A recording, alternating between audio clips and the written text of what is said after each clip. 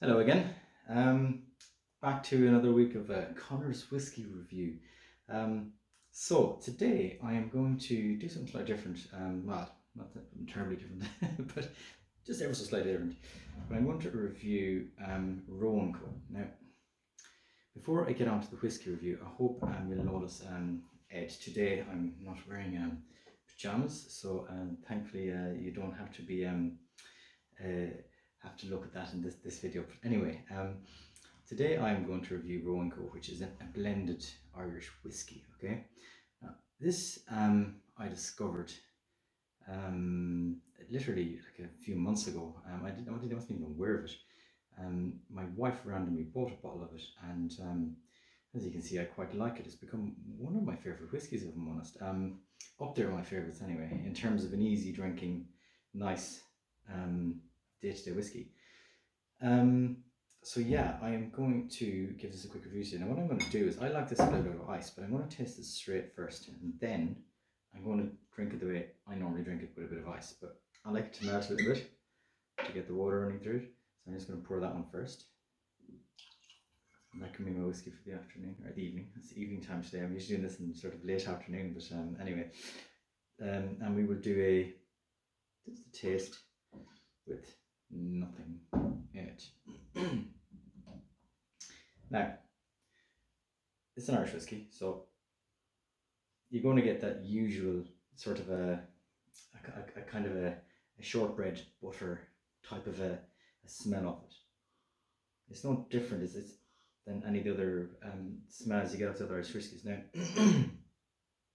one of the things I found about this whiskey, which is similar to one I reviewed recently, and I wonder, is it a pattern that's coming out in the more recent blended Irish whiskies? I'm not sure, but there's a little sweetness to this as well. This is more sweeter again than I'm used to in an Irish whiskey. So if you think of your Jamesons and your Redbreasts and your Tullamore Dew and all of those good whiskies, there's not as much sweetness in it. I don't find anyway. Myself personally, it's a little sharper.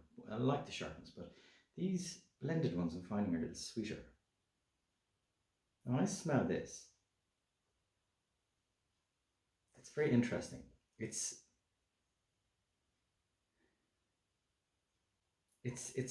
very, very similar to the Slane whiskey I had recently, and it's got almost, again, like an almost wooded butterscotch type of a smell of it. You know, it's a sweet sort of a smell that it's interesting. That you don't get off all the Irish whiskies. All the butter and the Irish smell is there. Now, I usually drink this with ice. Today, I'm gonna have a go straight. And I have drank it before straight, so I know what this is going to taste like. But let's give it a go anyway. Pretend we haven't tasted it before.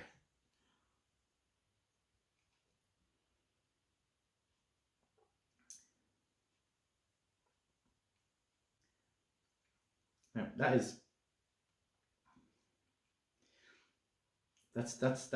excellent. There's one thing I really like about it, is that there's quite a nice finish I find on it, because it's a slightly strong. It's a 45% whiskey, so it's slightly stronger. So you're getting a little bit more depth in it, and it's sort of it holds its taste a little bit better, you know, because of the extra alcohol content. Now, again, it's almost that sweet shortbread type of a whiskey, which I love.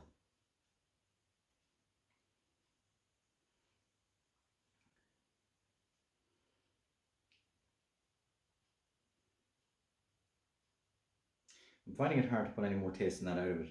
I don't find it an incredibly complex whiskey. It's all kind of like that standard Irish sort of, like a sweeter sort of an Irish tasting whiskey. It wouldn't be incredibly complex or anything. There's lots of nice little tastes in there. There's like there's a little bit of spice. I don't know what I call it, and it's almost like a softer spice, almost like a nutmeg or something in there too, in the background, sort of lying underneath it. But it's a slight, a mild oiliness, but not really. It only kind of comes through at the end a bit after the finish. But it's a really, really nice whiskey straight, the way I like it. is add a little bit of ice to it and just let it melt a little bit and just let the water run through it. And I'm going to taste this again. Actually, I'm going to do something first. Pause for a second. I'm taking a drink to try refresh my palate, you know, because it's so awesome. Considering I couldn't tell the difference between Port Charlotte with and without water, really, I think I'll take that comment back straight away. But anyway, let's go now with ice in it. Now, I think the one thing I've noticed now doing this side by side is there isn't as much of a deep smell of this now with the ice in it. It's actually taken almost away that sort of a buttery shortbread Irish whiskey smell of it. And it has kind of gone to nothing, if I'm honest. So it's just quite surprising because I prefer the taste of it this way.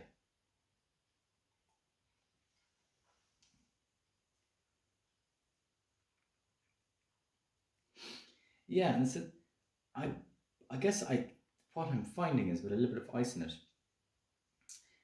actually a little bit of the sweetness has been edged off in it, and it comes back more to almost. And I think this is something like I haven't noticed, and put the two side by side. It's actually closer to what you get from the Irish whiskey now. It's that closer to the sharpness, sort of that deep sharp flavour is still there.